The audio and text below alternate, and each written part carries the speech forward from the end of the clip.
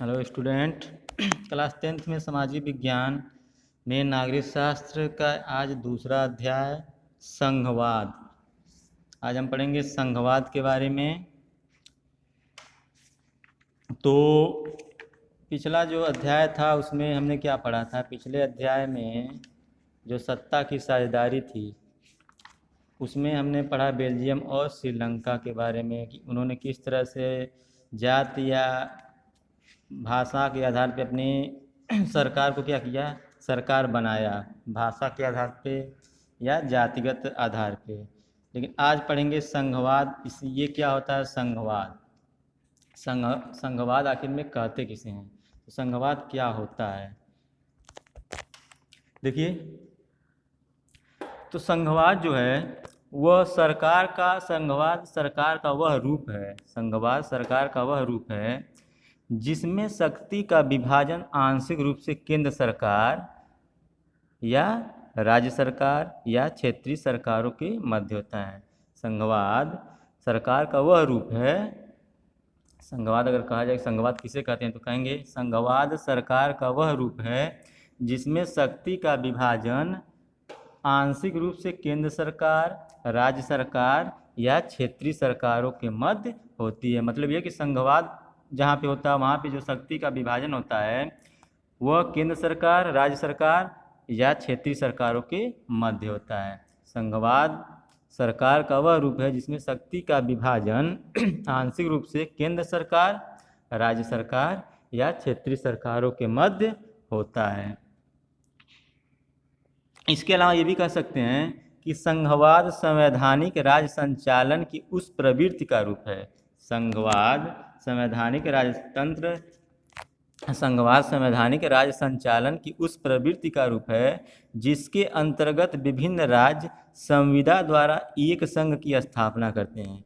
संघवाद राज्य संवैधानिक राज्य संचालन की उस प्रवृत्ति का रूप है जिसके अंतर्गत विभिन्न राज्य संविदा द्वारा एक संघ की स्थापना करते हैं और इस संविदा के अनुसार एक संघीय सरकार अनेक राज्य सरकारें संघ की विभिन्न इकाइयां हो जाती हैं। लेकिन मुख्य रूप से हम ये कह सकते हैं संघवाद की परिभाषा अगर देना हो तो संघवाद अगर पूछा जाए संघवाद किसे कहते हैं तो यही मुख्य होगा कि संघवाद सरकार का वह रूप है जिसमें शक्ति का विभाजन आंशिक रूप से केंद्र सरकार, राज्य सरकार या क्षेत्रीय सरकारों के मध्य होता है। उसी को हम क्या कहते हैं? संघवाद कहते हैं। तो देखिए पिछले अध्याय में आपने बेल्जियम और श्रीलंका के अंतर पर गौर किया। आपको क्या याद होगा? आप क्या पाएं कि बेल्जियम के संविधान में जो प्रमुख बदलाव किए गए उनमें केंद्रीय सरकार की जो शक्ति थी उसमें कमी करना भी एक था। जो बदलाव हुआ था उसमें केंद्रीय सरकार की शक्ति में कमी करना ये एक कारण था। ये अधिकार जो थे प्रांतीय सरकारों को दिए गए थे। अधिकार किसको दिया गया था? प्रांतीय सरकार को दिया गया था। और बेल्जियम में उससे पहले से जो प्रांतीय सरकारें थी, बेल्जियम में उससे पहले से भी प्रांतीय सरकारें थी, तब भी उनकी भूमिका थी, अपने अधिकार थे, यानी कि उनकी भूमिका भी थी और उनके अधिकार भी दिए गए थे। पर क्या हुआ था, ये अधिकार उनको केंद्र द्वारा दिए गए थे और उन्हें केंद्रीय सरकार वापस ले सकती थी। मतलब ये कि जो बेल्जियम में शक्तियां दी गई थी केंद्र सरकार के द्वारा, अन्य अन्य क्या कहते हैं प्रांतीय सरकारों को शक्तियां तो दी गई थी केंद्र सरकार के द्वारा, लेकिन केंद्र सरकार चाहती तो वह उन शक्तियों को वापस ले भी सकती थी। लेकिन संघवाद में ऐसा नहीं होता है। संघवाद में शक्तियों का बंटवारा पहले से ही कर दिया गया होता है कि कितना, यानी कि केंद्र सरकार के पक्ष में, राज्य सरकार के या क्षेत्रीय जो सरकारें होती हैं उन तीनों में शक्तियों का बंटवारा कर दिया जाता है, जबकि बेल्जियम में ऐसा नहीं था। तो 1993 में क्या हुआ था? 1993 ईस्वी में कुछ बदलाव हुए और प्रांतीय सरकारों को कुछ संवैधानिक अधिकार दिए गए। अंततः 1993 में कुछ बदलाव किया गया। जो प्रांतीय सरकारें थी उन्हें कुछ अधिकार दिए गए थे। अब इन अधिकारों के लिए क्या किया गया? इन अधिकारों के लिए प्रांतीय सरकारें अब केंद्र पर निर्भर नहीं रही। इससे पहले 1993 से पहले केंद्रीय सरकारों पर निर्भर रहती थी प्रांतीय सरकारें, लेकिन जब नियम बनाया गया, कुछ बदलाव किए गए, 1993 में कुछ बदलाव किए गए, तो अब उस बदलाव के आधार पर प्रांतीय सरकारों को जो अधिकार दिए गए वे अब केंद्रीय सरकारों पर निर्भर नहीं थी, अब उन्हें वह अधिकार हमेशा के लिए दे दिया गया। तो इस प्रकार हम कह सकते हैं कि बेल्जियम ने एकात्मक शासन की जगह संघीय शासन प्रणाली को अपना ली। जैसे कि भारत है, भारत में संघीय शासन व्यवस्था है, यानी कि शक्तियों का बंटवारा केंद्र, राज्य और अन्य सरकारों के पक्ष में होता है। ठीक उसी प्रकार से 1993 से पहले बेल्जियम में ऐसा नहीं था। बेल्जियम में एकात्मक शासन सरकारें थी, एकात्मक शासन था, लेकिन 1993 के बाद नियम में कुछ बदलाव किया गया और शक्तियों को केंद्र और प्रांतीय सरकारों में बांट दिया गया। तो अंततः क्या हुआ कि बेल्जियम में भी 1993 के बाद से संघीय शासन लागू कर दिया गया, लेकिन श्रीलंका में व्यवहारिक रूप से अभी भी एकात्मक शासन व्यवस्था है, जिसमें केंद्रीय सरकार के पास ही सारे अधिकार होते हैं। अब एकात्मक शासन और अब यहाँ पे 2 पॉइंट आया है, एकात्मक शासन और संघीय शासन। इन दोनों में अंतर क्या है? तो एकात्मक शासन उस शासन को कहेंगे जिसमें पूरी शक्ति किसके हाथ में होती है? केंद्रीय सरकार के पास होती है। यानी कि एकात्मक शासन उस व्यवस्था को कहेंगे जिसमें पूरी शक्ति केंद्र के हाथ में होती है, केंद्र सरकार के हाथ में होती है। जबकि संघ शासन उसे कहेंगे, संघीय शासन व्यवस्था उसे कहेंगे जिसमें शक्ति जो होती है वह केंद्र सरकार और राज्य सरकार या अगर अन्य भी क्षेत्रीय सरकार होती है उनके मध्य बांट दिया जाता है, उनके मध्य बटा होता है। तो ये दोनों अंतर है कि संघीय सरकार में शक्तियों का बंटवारा किया गया होता है केंद्र और राज्य के पक्ष में और क्षेत्रीय सरकारों के पक्ष में, जबकि एकात्मक शासन में ऐसा नहीं होता है। एकात्मक शासन में क्या होता है? पूरी शक्तियाँ सिर्फ केंद्र के हाथ में ही होती हैं। तो श्रीलंका के जो तमिल नेता चाहते थे कि देश में सच्चे अर्थों में संघीय व्यवस्था लागू हो। अब जैसे कि बेल्जियम में संघीय व्यवस्था लागू हुआ, उसी प्रकार से श्रीलंका के नेता भी, तमिल नेता जो थे वे चाहते थे, क्योंकि श्रीलंका में बोलबाला किनका था? सिंघलियों का था। सिंघलियों की शक्ति ज़्यादा थी, उन्हीं की सरकार बनी थी। तो श्रीलंका में तमिल नेता चाहते थे कि संघीय व्यवस्था लागू हो। अब संघीय शासन व्यवस्था में सर्वोच्च नेता क्या होता है? केंद्रीय प्राधिकार और उसकी विभिन्न अनुषंगिक इकाइयों के बीच बट जाती है। यानी कि केंद्रीय शासन में सत्ता जो होती है, जो शक्ति होती है, वो बट जाती है। और आमतौर पे क्या होता है? संघीय व्यवस्था में 2 स्तर पर सरकारें होती हैं। हम ये कह सकते हैं कि जो संघीय शासन होता है उसमें 2 प्रकार की सरकारें होती हैं। कौन कौन से? एक कह सकते हैं केंद्र सरकार, दूसरा राज्य सरकार। इनमें एक सरकार पूरे देश के लिए होती है। जो केंद्र सरकार होता है वो पूरे देश की सरकार होती है, और जो राज्य सरकार होता है वो उस राज्य की सरकारें होती हैं, उस राज्य से संबंधित, उस प्रांत की संबंधित ही सरकारें होती हैं। अब जो शासन के दैनिक कामकाज को देखती है, यानी कि केंद्र सरकार पूरे देश से संबंधित कामकाज को देखेगी, और जो राज्य सरकारें होती हैं या प्रांतीय सरकारें वो अपने राज्य या प्रांतों के कामकाज को ही देखती हैं। तो सत्ता के इन दोनों स्तर की सरकारें अपने अपने स्तर पर क्या होती हैं? स्वतंत्र होकर काम करती हैं। यानी कि ये राज्य सरकारें स्वतंत्र हैं राज्य में काम करने के लिए, और केंद्र सरकार अपने देश से संबंधित काम करने के लिए स्वतंत्र होता है। तो हम क्या कह सकते हैं? इस अर्थ में हम कह सकते हैं कि संघीय शासन व्यवस्था जो होता है एकात्मक शासन व्यवस्था से उल्टा होता है। संघीय शासन व्यवस्था और एकात्मक में काफ़ी अंतर होता है, दोनों एक दूसरे के विपरीत होते हैं। क्यों? क्योंकि एकात्मक व्यवस्था में शासन का एक ही स्तर होता है और बाकी इकाइयाँ उसके अधीन होकर काम करती हैं। क्योंकि एकात्मक शासन का मुख्य कौन होता है? पूरी शक्ति किसके हाथ में होती है? केंद्र के हाथ में। वही क्या करता है? चलाता है, शासन सत्ता चलाता है, और सभी इकाइयाँ जो होती हैं वो उसके अधीन होती हैं। जबकि केंद्रीय सरकार प्रांतीय या स्थानीय सरकारों को आदेश दे सकती है। इसके अलावा केंद्रीय सरकार क्या कर सकती है? प्रांतीय सरकार और स्थानीय सरकारों को आदेश दे सकती है। पर संघीय व्यवस्था इसका क्या है? उल्टा है। संघीय व्यवस्था में क्या होता है कि जो शक्ति होती है केंद्र और राज्य दोनों के में बांट दी जाती है। जो शक्ति होती है केंद्र और राज्य दोनों में बट गई होती है,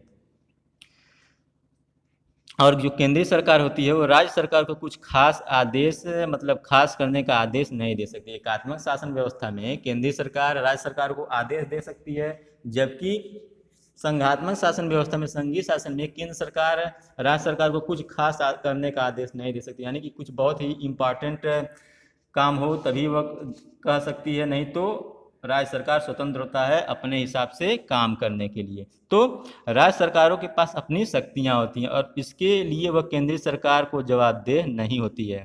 यह कहाँ पे होता है? संघीय शासन व्यवस्था में। संघीय शासन व्यवस्था में क्या होता है कि राज्य सरकार केंद्र सरकार के लिए जवाबदेही नहीं होती है, यानी कि राज्य सरकार को जवाब देना नहीं होता, जबकि एकात्मक सरकार इसका उल्टा होता है। एकात्मक सरकार में उन्हें जवाब देना पड़ता है। अब ये दोनों ही सरकारें अपने अपने स्तर पे लोगों को क्या करती हैं? जवाब देती हैं। तो हम अब यहाँ से क्या पढ़ेंगे? संघीय शासन व्यवस्था की अब क्या क्या विशेषताएं हैं, यानी कि ये जो संघीय शासन व्यवस्था के बारे में हम पढ़ रहे हैं, इसकी क्या विशेषता है, इसकी क्या विशेषता है संघीय शासन में। जैसे कि भारत एक संघीय शासन व्यवस्था है, तो इसकी क्या विशेषता है? तो पहला पॉइंट क्या है, यहाँ जो सरकार होती है 2 या अधिक स्तरों वाली होती है। संघीय शासन व्यवस्था में जो सरकार होती है क्या होती है? 2 या 2 से अधिक। जैसे कि भारत में संघीय शासन व्यवस्था है तो केंद्र सरकार है और इसके अलावा राज्य सरकार है। अगर क्षेत्रीय सरकार कहीं पे होती है तो वो भी सरकार हो जाती है, क्षेत्रीय सरकार। तो कम से कम 2 या उससे अधिक सरकारें काम करती हैं। दूसरा पॉइंट क्या है, अलग अलग स्तर की सरकारें एक ही नागरिक समूह का शासन करती हैं, यानी कि अलग अलग स्तर की सरकारें क्या करती हैं? एक ही नागरिक समूह पे शासन करती हैं, पर कानून बनाने, कर वसूलने और प्रशासन का उनका अपना अपना अधिकार क्षेत्र होता है। यानी कि हर सरकार का अपना अपना अलग क्या होता है? अधिकार क्षेत्र होता है और वह अपने नागरिकों पर क्या करती हैं? शासन करती हैं। इसके बाद तीसरा पॉइंट क्या है? तीसरा पॉइंट ये है कि विभिन्न सरकारों की जो स्तरों की जो सरकार हैं उनके अधिकार क्षेत्र संविधान में स्पष्ट रूप से वर्णित हैं कि उन अधिकारों को क्या उन सरकारों को क्या अधिकार दिया जाएगा, वो संविधान में लिखा गया है। इसलिए क्या होता है कि संविधान सरकार के हर स्तर के अस्तित्व और प्राधिकार की गारंटी और सुरक्षा देता है। जो भी सरकार है उनके क्या कार्य हैं, क्या अधिकार हैं और क्या कर्तव्य हैं, वो सभी संविधान में लिखा गया है। फिर चौथा पॉइंट क्या है, संविधान के मौलिक प्रावधानों को किसी एक स्तर की सरकार अकेले नहीं बदल सकती। ऐसे बदलाव दोनों स्तर की सरकारों की सहमत से ही हो सकता है। यानी कि संविधान में अगर कोई भी प्रावधान को बदलना हो या किसी नियम को क्या करना हो, चेंज करना हो, संशोधन करना हो, तो अकेले एक ही सरकार के द्वारा नहीं किया जा सकता। उसके लिए क्या किया जाता है? दोनों सरकारों की सहमति होनी होती है। जैसे कि नियम भी बनता है संसद में, जब नियम बनाया जाता है तो ऐसा नहीं है कि वह लोकसभा में अगर नियम बन गया तो पास हो गया, उसको पहले लोकसभा में फिर राज्यसभा में, दोनों में क्या किया जाता है? पारित करवाया जाता है, तभी नियम बनते हैं। ठीक इसी प्रकार से दोनों सरकारों की जवाबदेही होती है। फिर इसी तरह से पाँचवा पॉइंट क्या है, अदालतों को संविधान और विभिन्न स्तर की सरकारों के अधिकारों की व्याख्या करने का अधिकार। जो भी अदालतें हैं, सुप्रीम कोर्ट है या हाई कोर्ट, वो क्या कर सकता है? वे दोनों सरकारों, चाहे केंद्र सरकार हो या राज्य सरकार हो, उनके क्या अधिकार हैं उनकी व्याख्या करने का अधिकार है। किसको? अदालतों को, कोर्टों को, चाहे सुप्रीम कोर्ट हो जाए या हाई कोर्ट हो जाए, चाहे उच्चतम न्यायालय हो जाए या उच्च न्यायालय हो जाए। इसके अलावा विभिन्न स्तर की सरकारों के बीच अधिकारों के विवादों की स्थिति में सर्वोच्च न्यायालय क्या करता है? निर्णायक की भूमिका निभाता है। मतलब ये कि अगर 2 राज्यों के सरकारों के बीच विवाद हो जाता है या दो राज्यों के बीच विवाद हो जाता है, तो उस विवाद को सुलझाने का काम किसका होता है? सर्वोच्च न्यायालय का होता है। ये संघीय सरकार की विशेषता है, संघीय शासन की विशेषता है, जिसमें सर्वोच्च न्यायालय क्या करता है? विवादों का निपटारा करता है, सर्वोच्च न्यायालय और उच्च न्यायालय। अगला पॉइंट क्या है, छठा, वित्तीय स्वायत्तता निश्चित करने के लिए विभिन्न स्तर की सरकारों के लिए राजस्व से अलग अलग स्रोत निर्धारित किए गए हैं। यानी कि वित्तीय स्वायत्तता यानी कि जो सरकार के कमाई के स्रोत होते हैं तो क्या होते हैं? कर ही होते हैं। तो विभिन्न कर लिया जाता है, वो केंद्र सरकार का अपना अलग कर होता है, राज्य सरकार का अपना अलग कर होता है। तो दोनों के आय के स्रोत जो कर होते हैं वो अपने अपने क्षेत्र में होते हैं कि केंद्र सरकार किन क्षेत्रों में कर लेगा, किन किन चीज़ों पे, और राज्य सरकार किन किन चीज़ों पे कर लेगा। अगला और लास्ट पॉइंट क्या है, इस प्रकार संघीय शासन व्यवस्था के दोहरे उद्देश्य हैं। पहला क्या? देश की एकता की सुरक्षा करना और उसे बढ़ावा देना। देश की एकता को सुरक्षित करना, सुरक्षा करना और उसको बढ़ावा देना, तथा इसके साथ साथ क्या करना? इसके साथ साथ क्षेत्रीय विविधताएं जो हैं उसका पूरा सम्मान करना है। हर क्षेत्र में भारत एक विविधताओं का देश है, तो हर जगह विविधता पाई जाती है, तो उसका सम्मान करना, उसको न कि उस विविधता का क्या करना, उस विविधता में कमियां ढूंढना न होकर क्या होना चाहिए, उसका सम्मान करना। ये क्या है, ये संघीय शासन व्यवस्था की विशेषताएं हैं। तो क्षेत्रीय विविधताओं का पूरा सम्मान करना, ये इनकी विशेषताएं हैं। और इसी कारण क्या होता है कि संघीय व्यवस्था जो होती है, संघीय व्यवस्था के गठन और कामकाज के लिए दो चीज़ें सबसे महत्वपूर्ण होती हैं। विभिन्न स्तरों की सरकारों के बीच सत्ता के बंटवारे के नियमों पर सहमति होनी चाहिए, यानी कि विभिन्न जो सरकारें हैं उनके बीच सत्ता का जो बंटवारा किया जा रहा है, शक्तियों का बंटवारा किया जा रहा है, वे एक दूसरे का पे सहमत हों और एक दूसरे पे क्या करें, बिलीव करें, विश्वास करें, भरोसा करें। और इसके साथ साथ वे अपने अपने अधिकार क्षेत्रों को माने कि किस राज्य की सरकार का क्या अधिकार है, क्या कर्तव्य, या केंद्र सरकार की क्या अधिकार है, क्या कर्तव्य, वे सभी उस पर सहमत हों और उन बातों को मानें। तो आदर्श संघीय व्यवस्था में ये दोनों पक्ष होते हैं। तो आपसी भरोसा, साथ रहने पर सहमति, ये दो मुख्य बिंदु हैं संघीय सरकार की, आपसी भरोसा और साथ रहने पर सहमत। तो ये थी विशेषताएं संघीय शासन व्यवस्था की कि यहाँ की सरकार दो स्तरों वाली होती हैं, दो या उससे अधिक स्तरों वाले होती हैं, और वे हर सरकार अपने अपने नागरिकों पे शासन करती हैं। इसके अलावा ये अदालतें क्या होती हैं, अदालतें जो कोर्ट होते हैं वे क्या करते हैं, वो सरकार के अधिकारों की व्याख्या करते हैं और निर्णय सुनाते हैं, विवादों का निर्णय और निपटारा करते हैं। तो अब क्या है कि केंद्र और जो विभिन्न राज्य सरकारों के बीच सत्ता का बंटवारा क्या है, हर संघीय सरकार में अलग अलग किस्म का होता है। यह बात इस चीज़ पे निर्भर करती है कि संघ की स्थापना किन ऐतिहासिक संदर्भों में हुई है। मतलब कि हर देश में की अपनी अपनी संघीय शासन व्यवस्था की अपनी अपनी विशेषताएं होती हैं। अब कैसे हम जानेंगे किसकी क्या होती है, तो पहला तरीका क्या है, पहला तरीका है दो या अधिक स्वतंत्र राष्ट्रों को साथ लाकर एक बड़ी इकाई गठित करने का। यानी कि इसमें दोनों स्वतंत्र राष्ट्र अपनी संप्रभुता को साथ करते हैं और अपनी अलग पहचान को भी बनाए रखते हैं। जैसे कि उदाहरण के तौर पे हम क्या कर सकते हैं, अमेरिका हो गया, उदाहरण के तौर पे अमेरिका हो गया, या स्विट्ज़रलैंड हो गया, या ऑस्ट्रेलिया हो गया। इस तरह का संघीय व्यवस्था वाले मुल्कों में आमतौर पे क्या होता है, प्रांतों को समान अधिकार होता है। यहाँ पे इन देशों में क्या है, संघीय शासन व्यवस्था, अमेरिका, ऑस्ट्रेलिया, स्विट्जरलैंड में संघीय शासन व्यवस्था है। और यहाँ पे क्या होता है कि प्रांतों को समान अधिकार दिया गया होता है, यानी कि शक्तियों का बंटवारा किया गया होता है केंद्र सरकार और प्रांतीय सरकारों में, और उनको भी वह अधिकार दिया गया होता है जो उनके संविधान में लिखा गया है। और वे केंद्र के लगभग के साथ ही मतलब कि केंद्र सरकार की तरह वो भी शक्तिशाली होते हैं, उनके पास भी काफ़ी शक्तियाँ होती हैं राज्य सरकारों या प्रांतीय सरकारों में। इसके अलावा संघीय शासन व्यवस्था के गठन का दूसरा तरीका क्या है, बड़े देश द्वारा अपनी आंतरिक विविधता को ध्यान में रखते हुए राज्यों का गठन करना और फिर राज्य और राष्ट्रीय सरकार के बीच सत्ता का बंटवारा करना। क्योंकि जो बड़े देश हैं जैसे भारत हो गया, रूस हो गया, अमेरिका हो गया, ब्राज़ील, ये सब बड़े देश हैं। तो इन देशों में अगर विविधताएं हैं तो विविधताओं को ध्यान में रखते हुए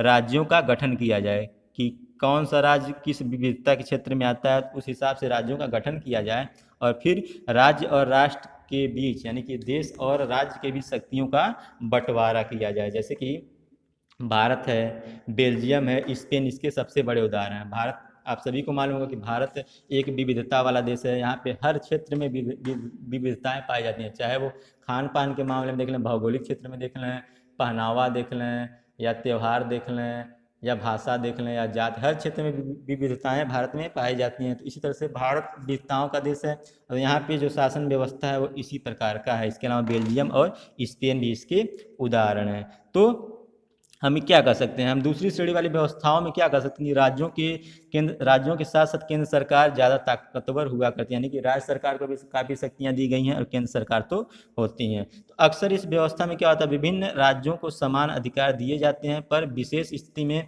किसी किसी प्रांत को विशेष अधिकार भी दिए जाते हैं। कुछ कुछ को विशेष अधिकार दिए जाएंगे और अधिकांश में होता है संघीय शासन व्यवस्था में कि प्रांतों को अधिकार केंद्र के साथ प्रांतों में भी कुछ प्रांतों को भी यानी कि प्रांतीय सरकार को भी, राज्य सरकार को भी कुछ अधिकार दिए जाते हैं। तो ये था संघवाद की शक्ति का बंटवारा क्या होता है, आंशिक रूप से केंद्र सरकार, राज्य सरकार या क्षेत्रीय सरकारों में होती है, वही संघवाद होता है। इसकी मुख्य विशेषताएं क्या हैं, आपने इसकी विशेषताएं पढ़ा, इसके उदाहरण क्या है संघवाद के। भारत इसका सबसे बड़ा उदाहरण है, क्योंकि भारत में संघवादी शासन व्यवस्था यानी संघीय शासन व्यवस्था पाई जाती है। अभी हम इसी चैप्टर में यही पॉइंट अब डिस्कस करेंगे कि भारत में जो संघीय शासन व्यवस्था है, भारत में संघीय शासन व्यवस्था है। तो देखिए पिछले चैप्टर में आपने क्या पढ़ा था, बेल्जियम और श्रीलंका के बारे में पढ़ा था। वहाँ पे आपको ये भी पढ़ा था आपने कि किस तरह से वहाँ पे मुश्किलों का सामना सरकार को करना पड़ा, विविधताओं को संभालने में बड़ी मुश्किलें आती हैं, क्योंकि भाषाओं के आधार पर, धर्मों के आधार पर, क्षेत्रों के आधार पर अलग अलग प्रकार के लोग होते हैं। तो अब हमारे देश में जो सत्ता की साझेदारी की गई है उसका व्यवस्था, वो किस प्रकार की व्यवस्था की गई है, सत्ता की साझेदारी की जो व्यवस्था की गई है वो संघीय व्यवस्था है। भारत में जो सत्ता की साझेदारी की गई है वो कैसी शासन व्यवस्था है, संघीय शासन व्यवस्था है, जहाँ पे शक्तियों का बंटवारा केंद्र और राज्य के बीच किया गया है। तो यही पॉइंट हम पढ़ेंगे अब, भारत में संघीय व्यवस्था। तो जो भारतीय संविधान है, भारतीय संविधान के विभिन्न प्रावधानों पे में ये दिया गया है कि 2 स्तरीय शासन व्यवस्था का प्रावधान किया गया है। भारतीय संविधान में 2 स्तरों की शासन व्यवस्था का प्रावधान किया गया है। संघ सरकार, जिसे हम क्या कहते हैं, केंद्र, संघीय सरकार को क्या कहते हैं, केंद्रीय सरकार कहते हैं ना, केंद्र, वही तो उसी को केंद्र कहते हैं संघीय सरकार को, जबकि एक राज्य सरकारें हैं। तो संविधान में ये क्या कहा गया कि भारतीय संविधान में कहा गया कि 2 स्तरों की सरकार होंगी, एक संघ सरकार जिसे केंद्र सरकार कहा जाता है और दूसरा राज्य सरकार। तो केंद्र सरकार को पूरे भारतीय संघ का प्रतिनिधित्व करना था। उस समय जब संविधान बनाया गया तो केंद्र सरकार को ही पूरे भारतीय संघ का क्या करना था, प्रतिनिधित्व करना था। लेकिन बाद में पंचायतों और नगर पालिकाओं के रूप में संघीय शासन का एक तीसरा स्तर भी जोड़ा गया और किसी भी संघीय व्यवस्था की तरह अपने यहाँ भी क्या किया गया, तीनों स्तर की शासन व्यवस्थाओं को अपने अलग अलग अधिकार क्षेत्र दिए गए। यानी कि केंद्र सरकार केंद्रीय शासन को, राज्य की सरकार को और क्षेत्रीय सरकार को अलग अलग शक्तियाँ, अलग अलग क्षेत्र दिए गए। और क्या किया गया, संविधान में स्पष्ट रूप से केंद्र और राज्य सरकारों के बीच विधायी अधिकारों को क्या किया गया, 3 हिस्से में बांट दिया गया। ये 3 सूचियाँ इस प्रकार हैं। कौन कौन सी सूचियाँ दी गई, अब मतलब कि जो केंद्र सरकार, संविधान में जो केंद्रीय सरकार और राज्य सरकार के बीच शक्तियों का विभाजन किया गया तो उसकी 3 सूचियां बनाई गई। एक क्या थी, संघ सूची, पहला क्या था, संघ सूची, दूसरा क्या था, राज्य सूची, पहला संघ सूची, दूसरा राज्य सूची और तीसरा क्या था, समवर्ती सूची। आपने पिछले क्लासों में पढ़ा होगा 8 या 9 में कि जो 3 भाग इसके थे, केंद्र और जब शक्तियों का बंटवारा किया गया तो 3 भाग बनाए गए, संघ सूची, राज्य सूची और समवर्ती सूची। तो संघ सूची क्या है, देखिए संघ सूची में क्या किया गया कि संघ सूची में प्रतिरक्षा, विदेशी मामले, बैंकिंग, संचार, मुद्रा, ये संघ सूची में प्रतिरक्षा, विदेशी मामले, बैंकिंग, संचार और मुद्रा जैसे राष्ट्रीय महत्व के विषय हैं। ये सब केंद्र सरकार के देखरेख में होता है, यानी कि ये सभी काम किसको करने होते हैं, केंद्र सरकार को करने होते हैं। पूरे देश के लिए इन मामलों में एक तरह की नीतियों की जरूरत है और इसी कारण इन विषयों को संघ सूची में डाला गया, क्योंकि ये जो होते हैं वो पूरे देश से संबंधित होते हैं, इसलिए इसको केंद्र सूची में डाला गया था। और दूसरा क्या था, अब दूसरा था राज्य सूची। इसमें कौन कौन से काम राज्य सरकार को करने होते हैं, पुलिस, व्यापार, वाणिज्य, कृषि और सिंचाई। राज्य सरकार की सूची में जो काम आता है, राज्य सरकार को जो काम करने होते हैं उनमें कौन कौन से थे, पुलिस होता है, पुलिस का, व्यापार का, वाणिज्य, कृषि और सिंचाई। ये प्रांतीय और स्थानीय महत्व के विषय हैं। ये विषय कैसे हैं, प्रांतीय और स्थानीय महत्व के, इसलिए इसे राज्य सूची में वर्णित किया गया है। और इससे संबंधित जो कानून बनता है वो कौन बना सकता है, राज्य सरकार। इससे संबंधित कानून राज्य सरकार बना सकती है। तीसरा जो है समवर्ती सूची। समवर्ती सूची का मतलब क्या होता है कि इसमें केंद्र और राज्य दोनों, इसमें केंद्र और राज्य दोनों सरकारों की दिलचस्पी होती है, यानी कि दोनों सरकारों का काम होता है। इसमें क्या क्या होता है, शिक्षा होता है, वन मजदूर संघ, विवाह, गोद लेना और उत्तराधिकार जैसे विषय हैं।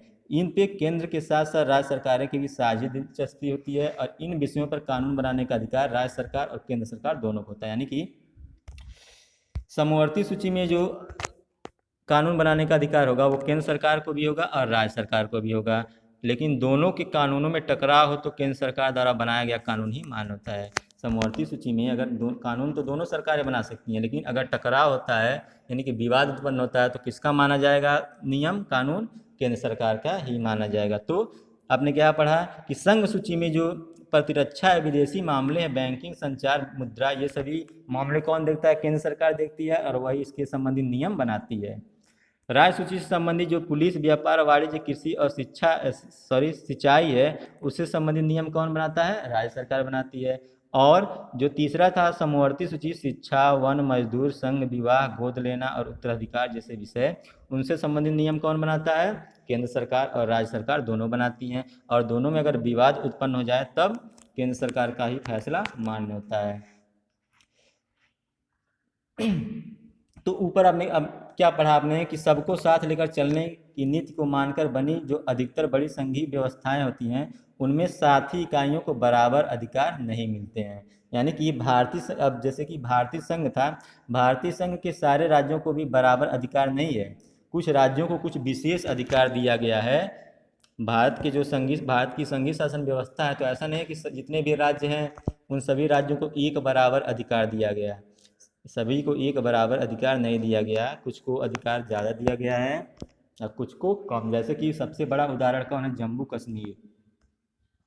जम्मू कश्मीर आप सभी जानते होंगे कि जम्मू कश्मीर को कुछ अलग ही अधिकार दिया गया था, विशेष राज्य का दर्जा दिया गया था जिसका अपना संविधान है। जम्मू कश्मीर का अपना संविधान था। हालांकि अब इसे जो अलग दर्जा था, जो इसको अलग विशेष अधिकार दिया गया था, उसे समाप्त कर दिया गया। लेकिन पहले संविधान में ऐसा था कि जम्मू कश्मीर को एक विशेष राज्य का दर्जा दिया गया था और क्या था, विशेष राज्य का दर्जा देने के साथ साथ इसका अलग संविधान भी था, अलग झंडा भी था। तो इस राज्य में विधानसभा की अनुमति के बगैर भारतीय संविधान के कई प्रावधानों को लागू नहीं किया जा सकता था। यानी कि जब इस संविधान में इस राज्य में अगर विधानसभा अनुमति देती तभी जो भारतीय संविधान है वो उसके कुछ नियम कानून लागू होते, नहीं तो लागू नहीं होते। इसके लिए जम्मू कश्मीर के लिए अलग नियम और कानून बनाए गए थे। इसके साथ साथ क्या था कि इस राज्य के अस्थायी निवासियों के अतिरिक्त कोई भी भारतीय नागरिक यहाँ जमीन या मकान खरीद नहीं सकता था। जम्मू कश्मीर भारत का हिस्सा है लेकिन इसके बावजूद जम्मू कश्मीर में दूसरे राज्यों के लोग अपना जमीन मकान नहीं खरीद सकते थे, सिर्फ उसी राज्य के लोग खरीद सकते थे। ऐसा इन्हें विशेष दर्जे के रूप में दिया गया था। असल में क्या था, असल में भारत के कई अन्य प्रदेशों के लिए भी कुछ ऐसे ही विशेष प्रावधान किए गए थे। जैसे कि जो भारतीय संघ है उसकी कई इकाइयों को बहुत ही कम अधिकार हैं। वैसे छोटे इलाके हैं जो अपने आकार के चलते स्वतंत्र प्रांत नहीं बन सके और इन्हें किसी मौजूदा प्रांत में विलीन करना भी संभव नहीं था। जैसे कि हम उदाहरण के रूप में किसे देख सकते हैं? उदाहरण के रूप में चंडीगढ़। चंडीगढ़ क्या है? चंडीगढ़ जो है वह एक तो दो राज्यों की राजधानियाँ हैं। चंडीगढ़ दो राज्यों की राजधानी है। कौन कौन? पंजाब की भी राजधानी चंडीगढ़ है और हरियाणा की भी राजधानी चंडीगढ़। इसके अलावा चंडीगढ़ एक क्या है? एक केंद्र शासित प्रदेश भी है। तो ये एक छोटा सा राज्य था। तो चंडीगढ़ हो गया या लक्षद्वीप हो गया, ये देश की राजधानी दिल्ली जैसे इलाके इसी कोटि में आते हैं। चंडीगढ़, लक्षद्वीप, दिल्ली, ये छोटे इलाके हैं और इसी कोटि में, ये इसी श्रेणी में आते हैं। इन्हें क्या होता है? इन्हें केंद्र शासित प्रदेश कहा जाता है। चंडीगढ़ हो गया, लक्षद्वीप हो गया, दिल्ली हो गया, ये किसके द्वारा शासित होते हैं? ये केंद्र के द्वारा शासित होते हैं। इसीलिए इन्हें क्या कहा जाता है? केंद्र शासित प्रदेश कहा जाता है। और इन क्षेत्रों को राज्यों वाले अधिकार नहीं हैं। जो अधिकार राज्य को दिया गया है वो अधिकार इन केंद्र शासित प्रदेशों को नहीं दिया गया। और इनका शासन किसके द्वारा चलाया जाता है? केंद्र सरकार के द्वारा ही चलाया जाता है। इसके अलावा क्या होता है? केंद्र और राज्य सरकारों के बीच सत्ता का यह बंटवारा हमारे संविधान की बुनियादी बात है। यानी कि अधिकारों को इस बंटवारे में बदलाव करना आसान नहीं है। अकेले संसद इस व्यवस्था के बदलाव नहीं कर सकती है। ऐसे किसी भी बदलाव को पहले संसद के दोनों सदनों में 2/3 बहुमत से मंजूर किया जाना होता है। यानी कि अगर कोई भी नियम कानून में बदलाव करना है तो क्या होता है? पहले लोकसभा फिर राज्यसभा में 2/3 बहुमत हासिल करना होता है। पहले लोकसभा में 2/3 बहुमत से मंजूर किया था कोई भी प्रस्ताव, फिर राज्यसभा में ले जाया जाता है। इसके बाद राष्ट्रपति के पास उसे राष्ट्रपति के हस्ताक्षर मिलना आवश्यक होता है, तब जाके कोई भी कानून बनता है या संशोधित होता है। इसके साथ साथ इसे कम से कम आधे राज्यों की विधानसभाओं से भी मंजूर करवाना होता है, तब जाके नियम बनता है, जैसे कि कश्मीर से संबंधित नियम बना था। तो संवैधानिक प्रावधानों और कानूनों के क्रियान्वयन की देखरेख में न्यायपालिका महत्वपूर्ण भूमिका निभाती है। न्यायपालिका क्या करती है? शक्तियों के बंटवारे के संबंध में कोई अगर विवाद होता है तो उस हालात में क्या करती है? फैसला उच्च न्यायालय या सर्वोच्च न्यायालय में होता है। यानी कि कोई भी विवाद उत्पन्न हो जाता है केंद्र सरकार या राज्य सरकार से संबंधित, तो उसका विवादों का निपटारा कौन करता है? सुप्रीम कोर्ट यानी कि उच्चतम न्यायालय, सर्वोच्च न्यायालय ही करता है। और सरकार चलाने और अपनी जिम्मेदारियों का निर्वहन करने के लिए जरूरी राजस्व की उगाही के संबंध में केंद्र और राज्य सरकारों को कर लगाने और संसाधन जमा करने के अधिकार होते हैं। यानी कि केंद्र और राज्य सरकारें अपने अपने नागरिकों को देख रेख करती हैं, उनकी समस्याओं को दूर करती हैं, और ऊपर से उनके बदले उन्हें क्या लेना होता है? टैक्स लेना होता है, कर लेना होता है। केंद्र सरकार अपने हिसाब का टैक्स लेती है, कर लेती है, राज्य सरकार अपने हिसाब से टैक्स और कर लेती है जो उनसे संबंधित काम होता है। तो ये था भारत में संघीय व्यवस्था। जो संघीय व्यवस्था है वो भारत के अलावा बहुत सारे देशों में है, जैसे अमेरिका में भी है, स्विट्जरलैंड में भी है, ऑस्ट्रेलिया में भी है, बाद में बेल्जियम में भी 1993 के नियम के बाद बेल्जियम में भी संघीय शासन व्यवस्था को अपनाया गया। तो ये था आज का टॉपिक, संघवाद और भारत में संघीय शासन व्यवस्था। तो आई होप आपको संघवाद समझ में आया होगा। संघवाद का मतलब ही क्या होता है कि संघवाद सरकार का वह रूप है जिसमें शक्ति का विभाजन आंशिक रूप से केंद्र सरकार, राज्य सरकार या क्षेत्रीय सरकारों के मध्य होता है। यानी कि संघवाद में शक्तियों का बंटवारा किया जाता है। इसका जो विपरीत है एकात्मक शासन, उसमें शक्तियां केंद्र के हाथ में होती हैं। और याद रखिए कि भारत में संघीय शासन व्यवस्था यानी कि संघवाद की जो भी विशेषताएं होती हैं वह भारतीय सरकार, भारतीय शासन में वो पाई जाती हैं। और इसके साथ साथ संघ जो केंद्र सरकार है और राज्य सरकार है, इनके बीच शक्तियों को, इनके बीच जो अधिकार हैं, उनके 3 सूचियां हैं: संघ सूची, राज्य सूची और समवर्ती सूची। तो ये था आज का कुछ पॉइंट। तो आई होप आपको ये समझ में आया होगा। अगला वीडियो में हम फिर पढ़ेंगे संघीय व्यवस्था जो होती है वो कैसे चलती है, तो ये हम अगले वीडियो में पढ़ेंगे। तो आज के लिए इतना ही, धन्यवाद।